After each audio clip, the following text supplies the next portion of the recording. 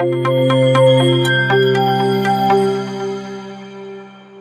के आबकारी नीति केस में अब आम आदमी पार्टी को भी आरोपी बनाया जाएगा।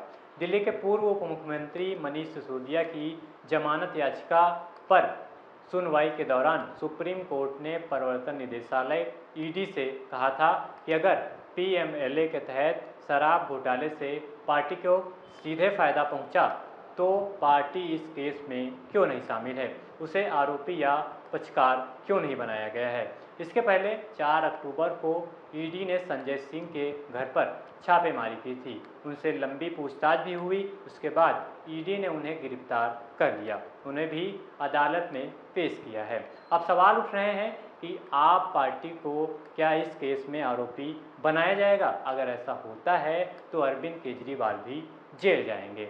नमस्कार, मैं अभिषेक, आप देख रहे हैं द न्यूज़ क्लब। पहले जान लीजिए, क्या आप पार्टी को आरोपी बनाया जा सकता है? किसी सत्ताधारी पार्टी पर मामला दर्ज करना विरले ही सुनने में आता है। शराब नीति घोटाले से जुड़े आपके नेताओं के अलावा कई और लोगों पर भी पहले ही केस चल रहा है। ऐसे में पूरी पार्टी पर केस दर्ज करने की क्या ज़रूरत है? इसके मायने क्या हैं और मामला दर्ज होने के बाद आगे क्या हो सकता है, ये हम आपको समझाएंगे।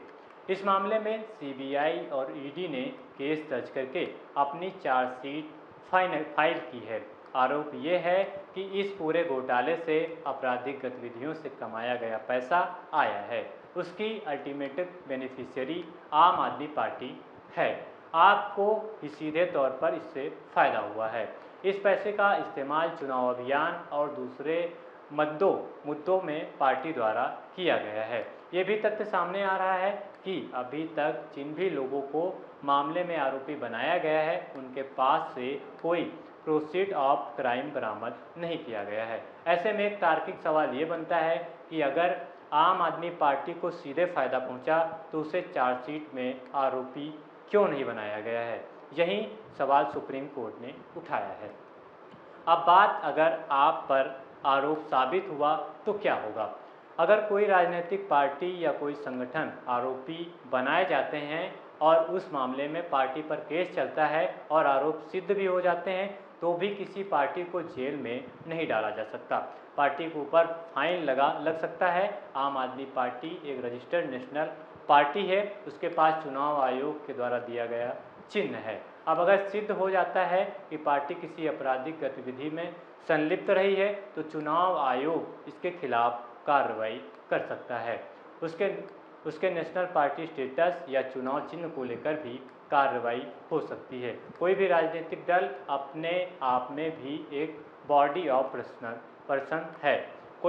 कई लोगों को मिलाकर बनाई गई संस्था है। आईपीसी में भी परिभाषित किया गया है कि लोगों के एक समूह को भी एक आरोपी व्यक्ति के तरह प्रस्तुत किया जा सकता है। हमारे कानून के मुताबिक किसी सोसाइटी या ऑर्गेनाइजेशन को आरोपी बनाया जा सकता है। एक सवाल यह भी है सबके मन में कि पार्टी पर केस दर्ज होता है तो क्या अरविंद केजरीवाल भी जेल जाएंगे? तो जवाब जान लीजिए। अगर आप पर आरोप सिद्ध हो जाते हैं तो सज़ा पार्टी को मिलेगी। जब तक इस घोटाले में अरविंद केजरीवाल की संलिप्तता नहीं पाई जाती है उन्हें गिरफ्तार नहीं किया जा सकता। लेकिन अगर जांच के दौरान किसी संलिप्तता भी पाई जाती है तो उन्हें गिरफ्तार किया जा सकता है। केवल पार्टी के मुखिया होने के नाते अरविंद के खिलाफ शायद ही कोई केस चलाया जाएगा। नमस्कार, मैं अभिषेक। ये थी आज की खबर। ऐसी तमाम खबरों को पाने के लिए बने रहें द न्यूज़ क्लब के साथ। जय हिंद।